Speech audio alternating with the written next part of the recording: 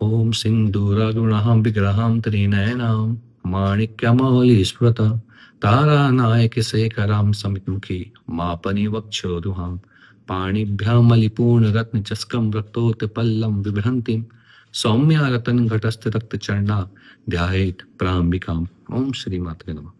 आज मैं आपके सामने श्री विद्या और श्री यंत्र के विषय में जानकारी दूंगा और धीरे धीरे आगे चलकर आपको इसका पूजा का विधान बताऊंगा। तो जो माँ ललितांबिका है उसके कई नाम हैं, कामेश्वरी, षोडशी, त्रिपुर सुंदरी, राजराजेश्वरी, गोविंद रूपणी, नारायणी।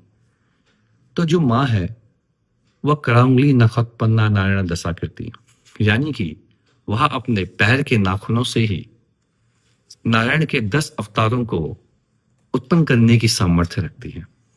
इसी प्रकार जो परांबिका है, आदि शक्ति है, वह महाप्रलय काल में महातांडव साक्षिणी अर्थात जब रुद्र संहार करते समय नृत्य करते हैं तो मां आदि शक्ति परांबिका उस समय उसकी साक्षी है, क्योंकि महादेव अपने को नृत्य करते हुए नहीं दे सकते, परंतु उस प्रलय काल की साक्षी माता रानी है।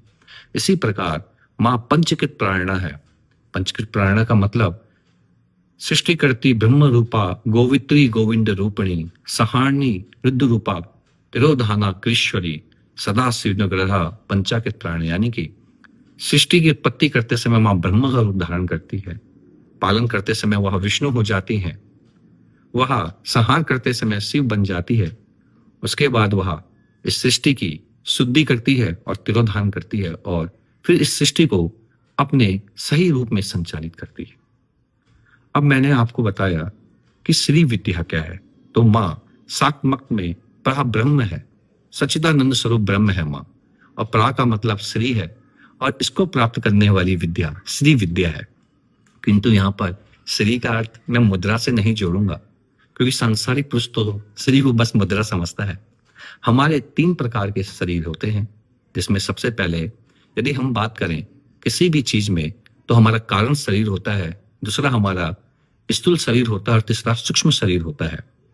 तो इसी प्रकार श्री यंत्र में मंत्र यानी कि कारण शरीर है जो हमारा, उसमें हमारी परावाक है। जो हमारा स्थूल शरीर है उसे हम तंत्र कहते हैं और जो हमारा सूक्ष्म शरीर है उसे हम यंत्र कहते हैं, और इन तीनों ही शरीरों की अभिव्यक्ति श्री यंत्र में पाई जाती है।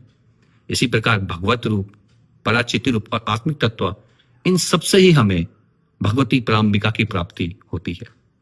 अब श्री यंत्र में माता के 3 प्रकारों से पूजा की जाती है। एक तो आप